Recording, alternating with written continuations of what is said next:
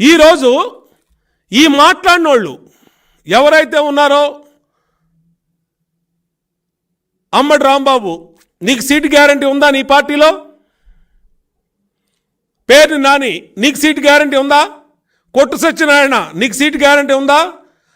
బొత్స, అమర్నాథ్, లేదంటే ఇంకొక నాయకుడు రోజు టీవీలో చూస్తూ ఉంటే జుట్లు పట్టుకొని కొట్టుకుంటా ఉన్నారు వైసీపీలో ఎమ్మెల్యేలు, మంత్రులు. జయరాం లాంటోడికి సీట్ ఇచ్చినా నాకు వద్దు బాబు, నీకో నమస్కారం, నీ పార్టీ నమస్కారం అని గుమ్మం జయరాం అడ్రస్ లేకుండా వెళ్ళిపోయాడు. ఎక్కడికి వెళ్ళిపోయాడో కూడా తెలీదు. మళ్ళీ ఇప్పుడు ఇంకొక ఆమెను తీసుకొచ్చి ఇన్ఛార్జ్గా ప్రకటించారు. ఎస్సీ ఎమ్మెల్యేలని లోకు చేసి టిష్యూ పేపర్ లాగా తీసి అవతల పారేస్తున్నారు వాడుకొని. బీసీలని వాడుకొని తీసేస్తున్నారు వాళ్ళు చెప్పకుండానే.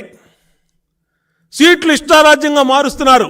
మీ అంతర్గత కుమ్ములాటలు మీరు ఇవాళ ఏం చేయాలో అర్థం కాని స్థితిలో, సాక్షాత్తు జగన్మోహన్ రెడ్డి నేను ఇంటికి వెళ్ళిపోతున్నానని ప్రకటించినటువంటి స్థితిలో ఏం చేయాలో అర్థం కాక జనసేన, తెలుగుదేశం ఏమన్నా గొడవలు సృష్టించి వీళ్ళిద్దరు ఎక్కడన్నా బ్రేక్ అవుతారేమో అని గోతికాడ నక్కల్లాగా వైఎస్ఆర్ కాంగ్రెస్ పార్టీ చూస్తుంది. ఇవాళ జగన్మోహన్ రెడ్డి పెంపుడు కుక్కల్లాగా వీళ్ళందరూ ఏమీ జరగకపోయినా ఏదో జరిగిపోయినట్టు టక నలుగురు ఐదుగురు టీవీల ముందుకు వచ్చి మాట్లాడేశారు. నేను అడుగుతా ఉన్నా, ఏం జరిగిందని అడుగుతా ఉన్నా. ఏమన్నా మాకేమన్నా ఇబ్బందులు వచ్చినాయని చెప్పామా? పొత్తుల్లో భాగంగా 2 సీట్లు ఆయన అనౌన్స్ చేశారు, 1 సీటు మేము అనౌన్స్ చేసాం. రేపో ఎల్లుండో ఎన్ని ప్రకటించాల్సిన సీట్లే. మీకులాగా చీకట్లో పొత్తులు పెట్టుకొని కేసుల గురించి రాజీ పడం, రాష్ట్ర ప్రయోజనాలకి రాజీ పడం, 25 మంది ఎంపీలు ఇవ్వండి మెడలు ఉంచుతానన్నటువంటి ఆయన వివేకానంద రెడ్డి హత్య కేసులోనో లేదంటే తన మీద ఉన్న 16 కేసుల్లోనో ఈరోజు ఎవరితో రాజీ పడ్డాడో ఆంధ్రప్రదేశ్లో చిన్న పిల్లోడిని అడిగినా చెప్తాడు.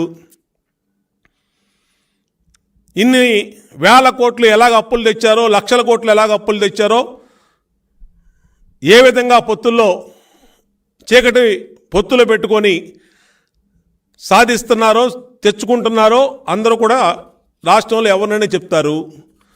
ఇటువంటి సందర్భంలో వీళ్ళు ఎదుట వ్యక్తుల మీద నేను చెప్తా ఉన్నా, ట్రాన్స్పరెన్సీగా ఉన్నటువంటి పొత్తు జనసేన టీడీపీ పొత్తు ఎక్కడా కూడా